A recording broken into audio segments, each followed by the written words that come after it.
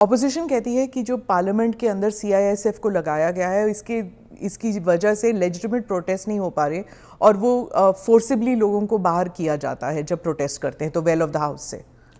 पहली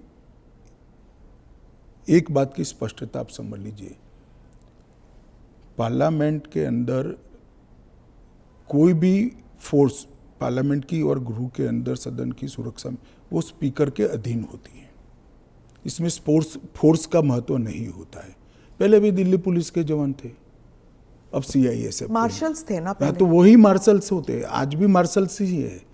वो जैसे ही संसद की सुरक्षा विंग में आते हैं वो सीआईएसएफ या दिल्ली पुलिस के जवान नहीं रहते, वो मार्शल माने जाते हैं और वो स्पीकर के तहत होते हैं।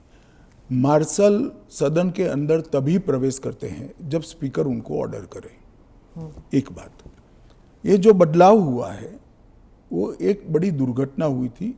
कुछ वामपंथी लोगों ने संसद के अंदर स्प्रे किया था, कलर स्प्रे किया था। उस वक्त लोकसभा स्पीकर ने एक कमेटी बनाई और वो कमेटी में गृह सचिव भी थे, लोकसभा के सेक्रेटरी जनरल थे, राज्यसभा के सेक्रेटरी जनरल थे और कई लोग थे।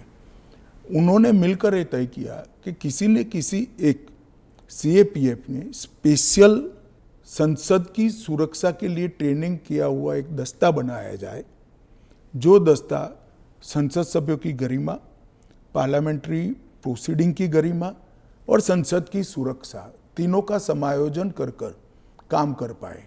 और तब यह तय हुआ कि सीआईएसएफ के अंदर पार्लियामेंट की सुरक्षा के लिए एक स्पेशल दस्ता बनाया जाएगा।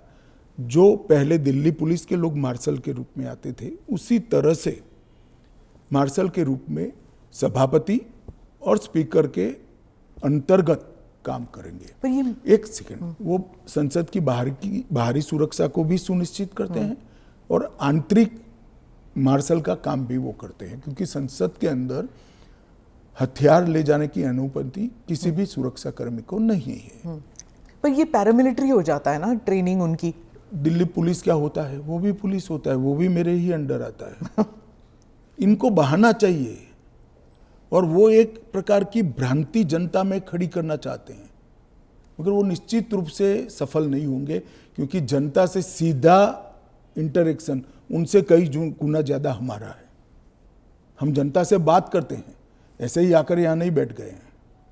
मगर 3 चुनाव हारने के बाद मुझे लगता है फ्रस्ट्रेशन का जो लेवल है, वो सामान्य विचार विवेक जो होता है वो गवा बैठा है।